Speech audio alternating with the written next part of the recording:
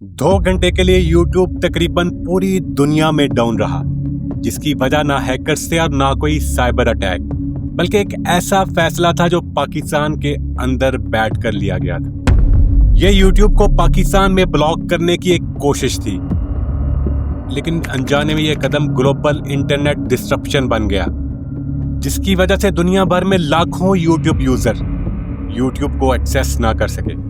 Twitter पर शोर much गया और कंफ्यूजन दुनिया के कोने कोने में फैल गई। सोचने वाली बात यह थी कि एक मुल्क का सिर्फ यूट्यूब को लोकली ब्लॉक करने का फैसला कैसे यूट्यूब जैसे बड़े प्लेटफॉर्म को दुनिया भर में डाउन करने की वजह बन गया। ये सब कैसे हुआ और पाकिस्तान यूट्यूब को बैन क्यों करना चाह रहा था? इसे समझने के लिए हमें इंटरनेट की बैकबोन को देखना होगा, खास तौर पर एक राउटिंग सिस्टम जिसे BGP कहा जाता है। कहानी वहीं से शुरू होती है।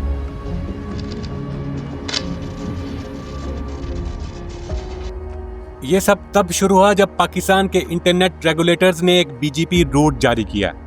BGP यानी बॉर्डर गेटवे प्रोटोकॉल।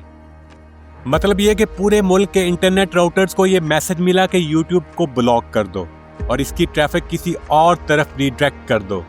ये इंस्ट्रक्शन सिर्फ पाकिस्तान के लिए थी, लेकिन गलती से ये ग्लोबल इंटरनेट तक पहुंच गई और दुनिया भर के नेटवर्क ने इसे एक्सेप्ट कर लिया, क्योंकि BGP पूरा सिस्टम ही ब्लाइंड ट्रस्ट पर चलता है।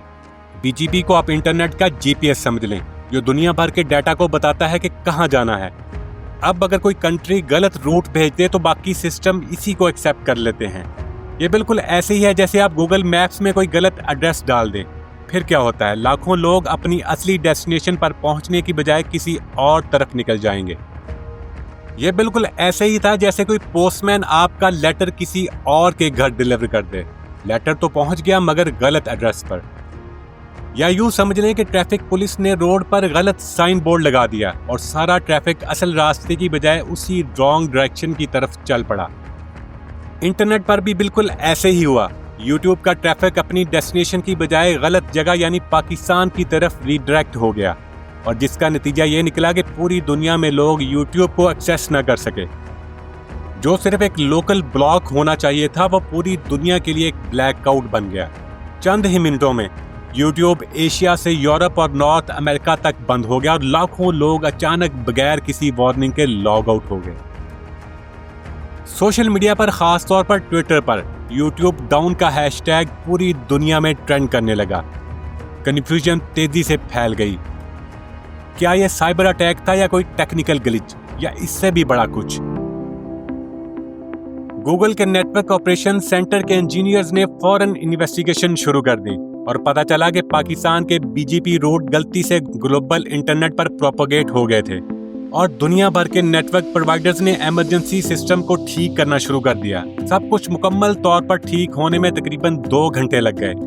लेकिन सवाल ये है कि पाकिस्तान आखिर यूट्यूब को बंद क्यों करना चाहता था?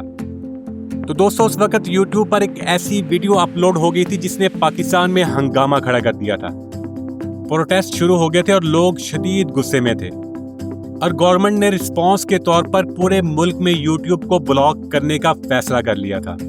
लेकिन दोस्तों, असल बात यह है कि फ्रीडम ऑफ स्पीच का मतलब हरगिज़ ये नहीं है कि आप किसी भी मजहब, चाहे वो ईसाई हो, मुसलमान या हिंदू, उनकी रिलीजियस फिगर्स के बारे में दिल में आने वाली कोई भी बात कह डालें, क्योंकि यही दुनिया में अमन की बुनियाद है। अगर हमें दुनिया में पुरअमन तरीके से रहना है तो जरूरी है कि हम हर मजहब और हर कम्युनिटी के जज्बात का एहतराम करें, क्योंकि जब एहतराम खत्म हो जाता है तो इख्तलाफ सिर्फ बातों तक महदूद नहीं रहता, बल्कि दिलों को जख्मी कर देता है।